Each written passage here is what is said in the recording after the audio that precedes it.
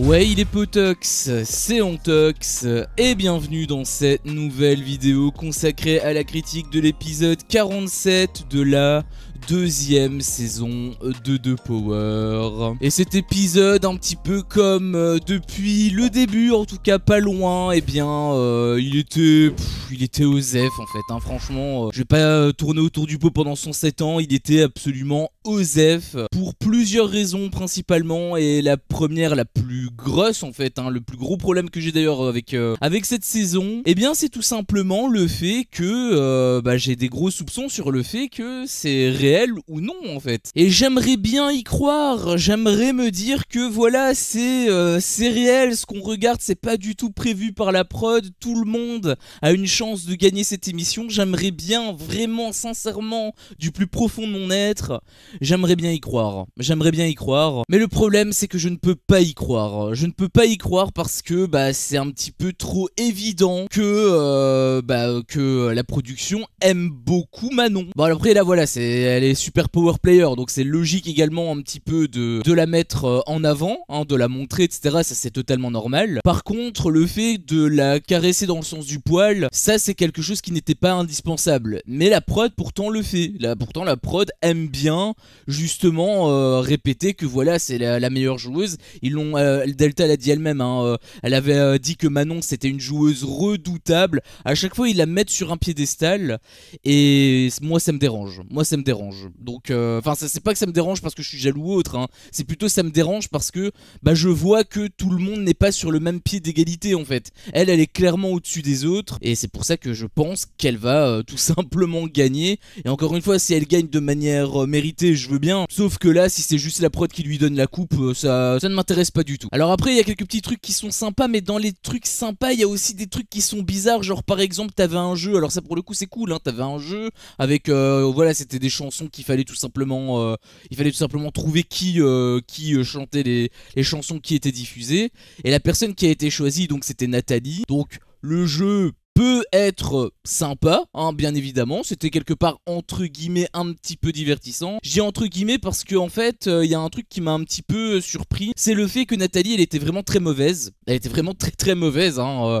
Elle a quand même réussi à gagner l'indice, hein, par miracle j'imagine, ou peut-être par volonté de la prod, elle a quand même réussi à gagner l'indice, mais c'était fastidieux. Et surtout, est-ce que c'était légitime? Parce que à plusieurs reprises, en fait, elle a complètement écorché les noms et les prénoms des chanteurs et des chanteuses, et ça a été validé par Delta. Par exemple, à un moment donné, c'était une chanson d'Aya Nakamura.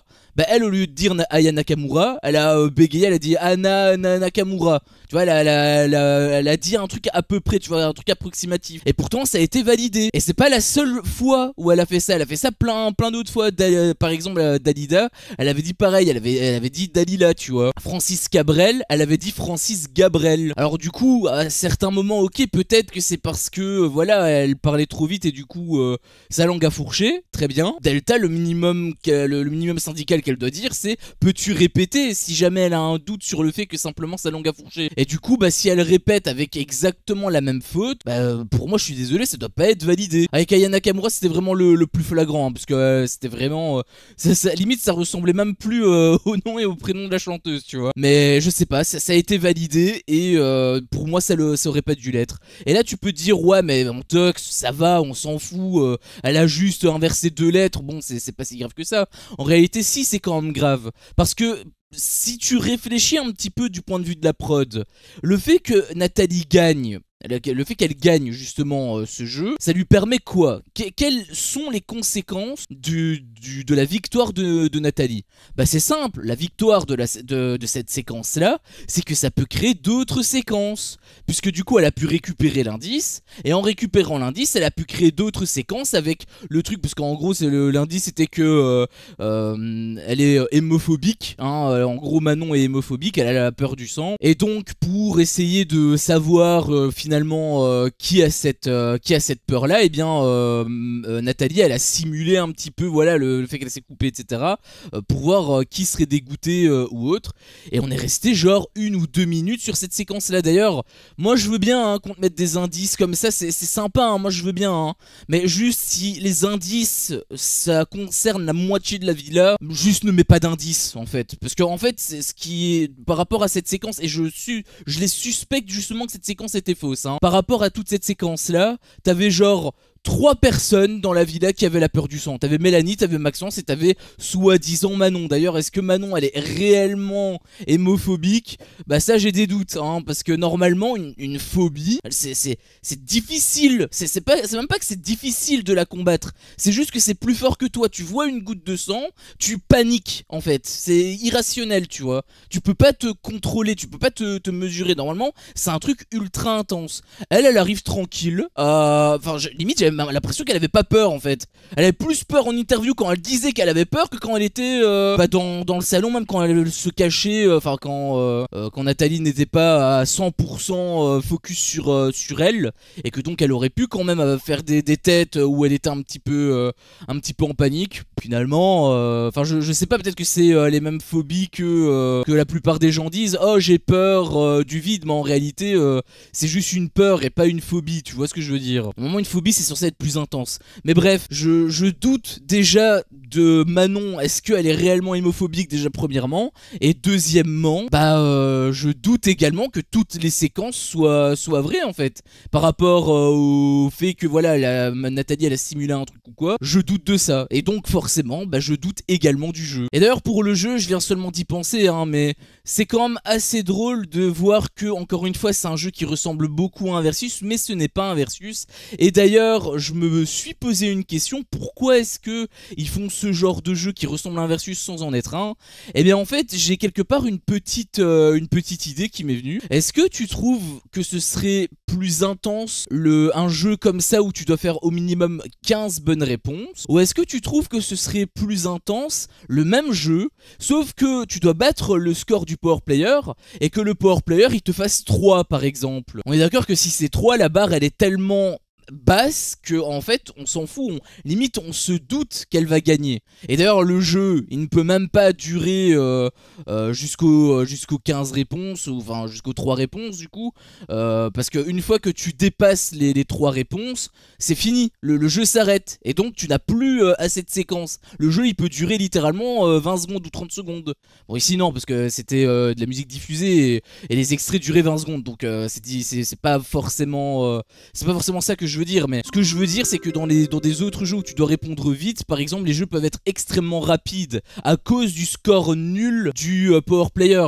Donc en ne mettant pas le score du power player, la prod peut déterminer elle-même l'échelle de difficulté qu'elle veut. Et d'ailleurs, un gros point qui était positif d'ailleurs en saison 1, qui du coup devient dégueulasse ici, c'est que le fait que le power player jouait, qui donnait du coup son score, ça pouvait révéler ou non, parce que ça pouvait être une manipulation, mais ça donnait quand même un indice de près ou de loin au niveau du power player. Donc ça donnait quand même un indice par rapport au jeu, par rapport à l'enquête, à la grosse enquête, je veux dire. Parce que quand je parle de jeu, je parle pas que de jeu comme ça, je parle le jeu de manière générale où tu dois trouver l'identité du power player.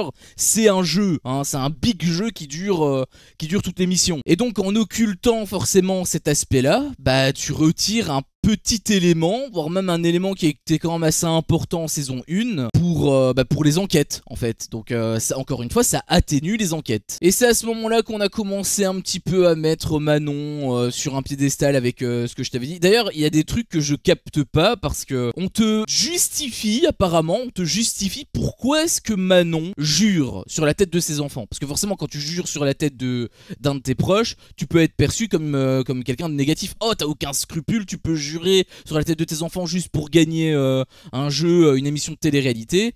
Et donc pour embellir son image, pour adoucir son image, on joue un petit peu sur les mots. C'est-à-dire que, en gros, Manon, elle a juré sur la tête de ses enfants qu'elle avait une croix blanche. Et le truc, c'est qu'on te montre que, en effet, c'est vrai, elle avait une croix blanche. Donc, elle n'a pas juré pour rien. Encore une fois, on essaie de te lister. Parce qu'en réalité, on s'en bat les couilles.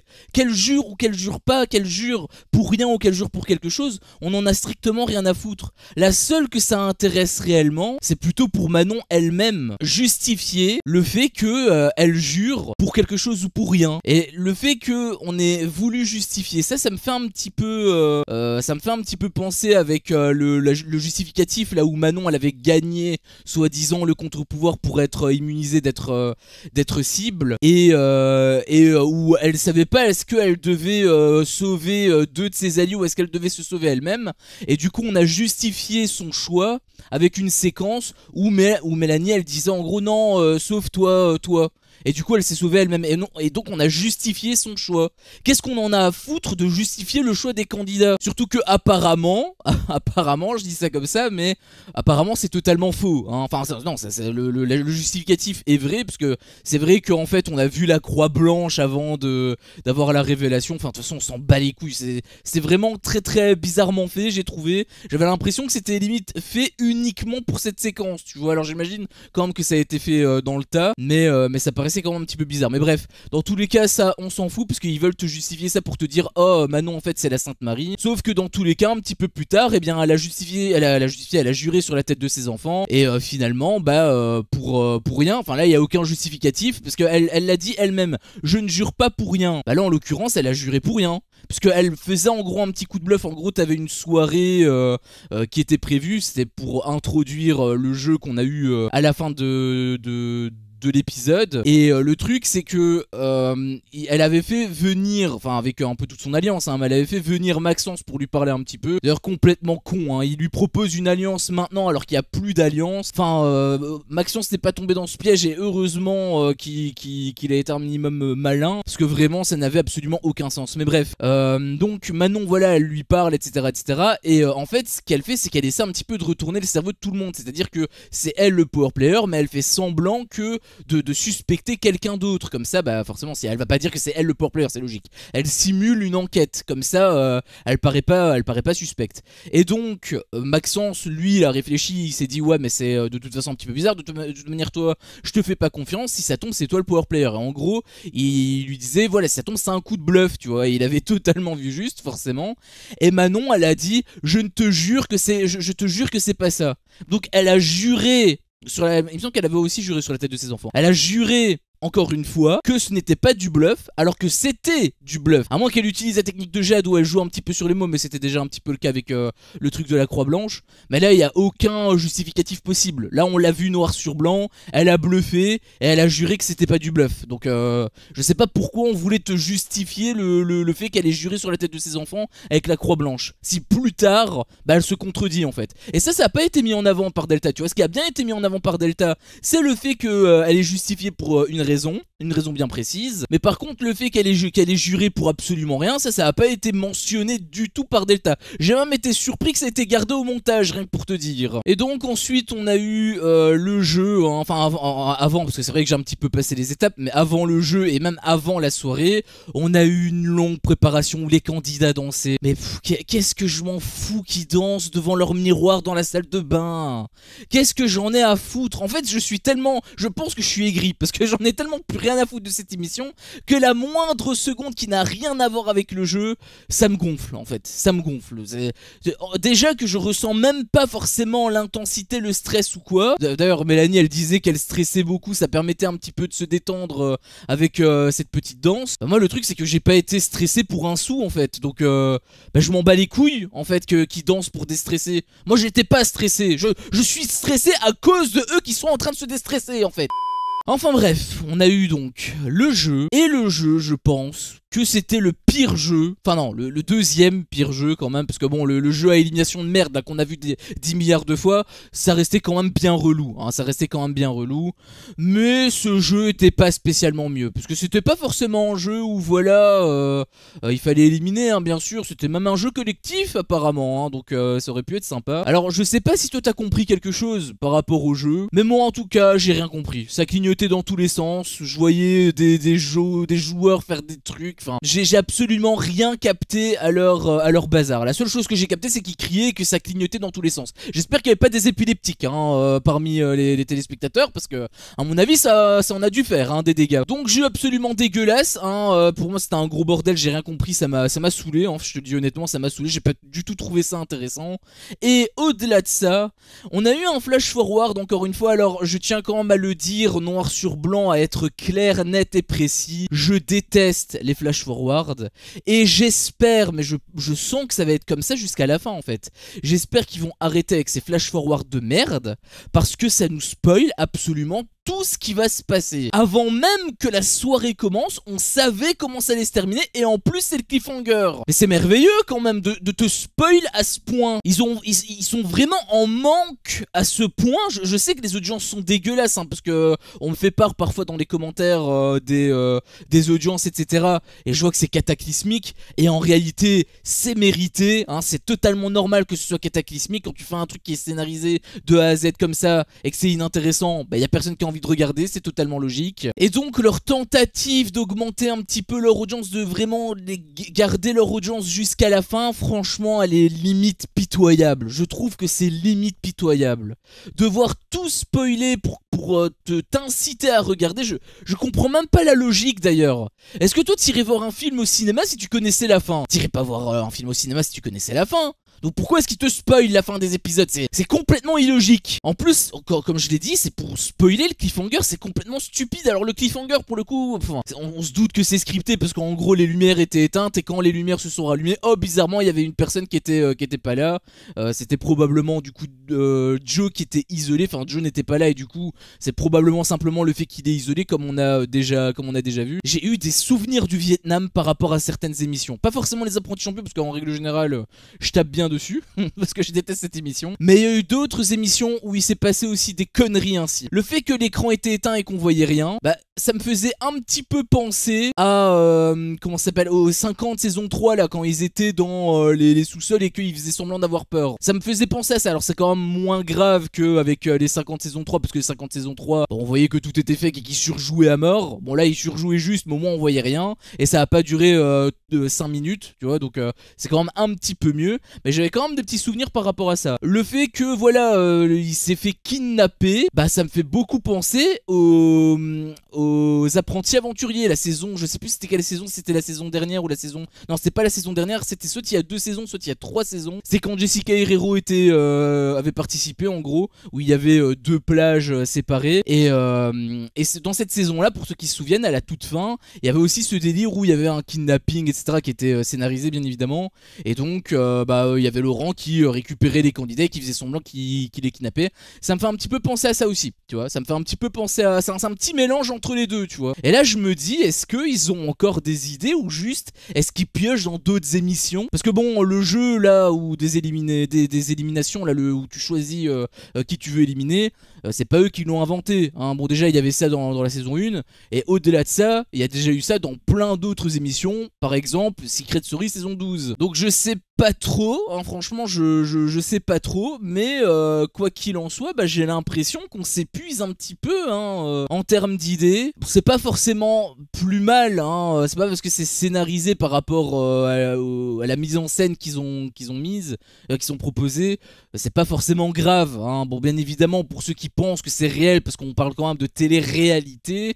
bon, désolé de vous décevoir, mais en effet non, c'est pas réel, Joe n'a pas été kidnappé dans le noir, les candidats en ont bien conscience, Bon, peut-être qu'ils sont pas au courant des règles encore, peut-être que Delta va leur expliquer quand même plus tard, mais quoi qu'il en soit, ils sont au courant que Joe a été isolé, il n'y a pas de terroriste qui est venu pour kidnapper et demander une rançon à W9, bien évidemment que non, donc on se doute de ce qui va se passer par la suite, puisque tout a été spoilé par Delta. Merci encore beaucoup pour les spoils, on la remercie, c'est très gentil, gros big up à elle. Mais bref, nous on sait un petit peu le déroulé, il n'y a même pas de surprise, puisqu'on savait quand les écrans ont été éteints, on savait que c'était pour simuler le départ, enfin l'isolation plutôt devrais-je dire de Giovanni. Et comme on a été déjà mis au courant avant par Delta, bah on sait que ça fait simplement partie du jeu. Alors la question qu'on pourrait par contre se poser, c'est qu'est-ce qui va se passer? Est-ce que lui-même va être, et ça je repense encore une fois aux 50 saison 2 cette fois-ci, où il y avait certains candidats qui étaient dans le cachot, je sais pas si vous vous souvenez. Est-ce qu'il va avoir un truc similaire? Est-ce qu'ils sont genre quelque part un petit peu dans un endroit qui fait penser à un cachot, où il y a des énigmes quand même qui vont devoir, alors qu'ils sont pas censés enquêter, hein. On est d'accord que c'est censé être un choix du power player pour les isoler et les empêcher d'enquêter. À la base c'est censé être ça, hein, le principe de ces isolations. Mais bon, avec Studio 89 je m'attends à tout, donc on verra ce qui va en advenir demain. Mais en tout cas ça a l'air de puer du cul quand même, hein. Je vais pas te mentir que ça a l'air de sentir un petit peu bon pour Manon qui gagne. Et donc par rapport au script, au fameux que j'arrête pas de mentionner depuis le début de la saison. Et aussi je me suis même un petit peu posé la question, est-ce qu'ils vont même prendre la peine de faire gagner une cible, de faire ce délire à la fin avec la confrontation ou autre? Ça pourrait, hein, parce que forcément ça rallonge la durée de vie de l'émission, parce que ça rallonge des séquences, donc ils pourraient le faire. Mais ils pourraient même faire un raccourci, c'est-à-dire que c'est Manon carrément qui gagne le jeu. Parce que comme ça Manon elle gagne le jeu, et comme ça elle a 100% de chance de gagner en fait. Il n'y a même pas de délire avec les cibles, ah oui mais en fait elle a une chance sur deux d'être appelée, que donc c'est la cible qui gagne. Là au moins en gagnant le jeu, elle est sûre à 100% de gagner l'émission, tu vois. Donc peut-être même qu'on va arriver à cet extrême. Peut-être même qu'on va arriver à cet extrême. Mais bon, ça dans tous les cas ce n'est que mon avis à l'instant T. On le saura dans les prochains épisodes. J'espère que ça va arriver assez vite, parce que j'avoue que là je commence vraiment à saturer. Je commence à en avoir plein le cul. Je sais pas pour vous, hein, parce que là j'ai donné mon avis, mais bien évidemment vous pouvez avoir le vôtre. Est-ce que vous êtes d'accord avec moi? Auquel cas n'hésitez pas à liker. Ou au contraire vous n'êtes pas d'accord avec moi, ou même vous êtes quand même d'accord avec moi mais vous voulez rebondir sur certains éléments, ou encore ajouter certaines choses que j'ai oubliées. Et bien n'hésitez pas tout simplement à me le faire part dans l'espace commentaire. Si jamais mon contenu vous plaît, je vous invite également tout simplement à vous abonner, et pourquoi pas à activer la cloche pour ne louper aucune de mes autres vidéos. Merci à vous tous pour votre visionnage, et je vous dis à la prochaine pour une prochaine vidéo. Ciao.